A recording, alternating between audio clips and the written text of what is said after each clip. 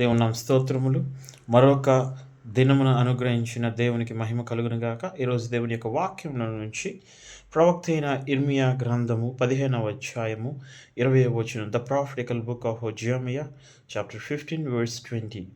అప్పుడు నిన్ను ఈ ప్రజలను పడగొట్టచాలని ఇత్తడి ప్రకారముగా నేను నియమించెదను.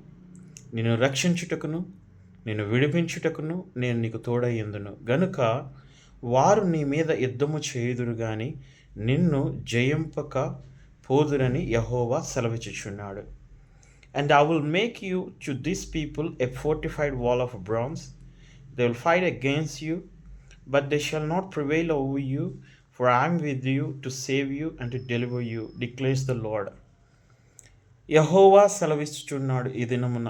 ప్రత్యేకించి ప్రియా దేవుని బిడ్డలారా, ఈరోజు పోరాటాలతోనూ సమస్యలతోనూ ఇబ్బందులతోనూ అసమాధానంతోనూ అదేవిధంగా మనుష్యులతోనూ బంధువులతోనూ ఇలా ఎవరెవరితో నువ్వు ఈ రోజున పోరాడుతూ ఉన్నావో, ఎవరెవరితో నువ్వు యుద్ధం చేస్తూ ఉన్నావో, లేక అనేకమైనవి నీతో యుద్ధం చేస్తూ ఉన్నావో వాటిని గురించి దేవుడు సెలవిస్తూ ఉన్నాడు కదా.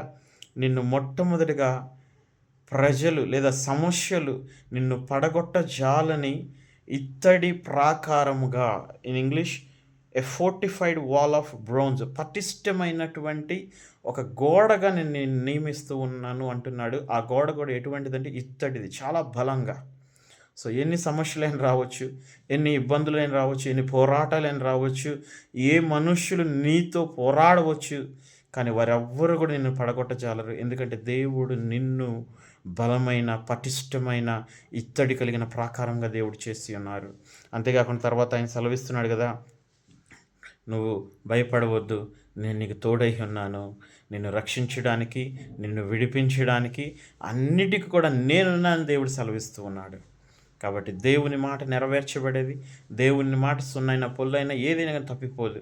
కాబట్టి ఈ రోజున ప్రియ దేవుని బిడ్డలారా, దేవుడు మరొకసారి సెలవిస్తూ ఉన్నారు కదా, వారు నీతో యుద్ధం చేస్తారు, ఆ సమస్యలు నీతో పోరాడతాయి, నువ్వు వాటితో పోరాడతావు, కానీ అవి నిన్ను జయించలేవు.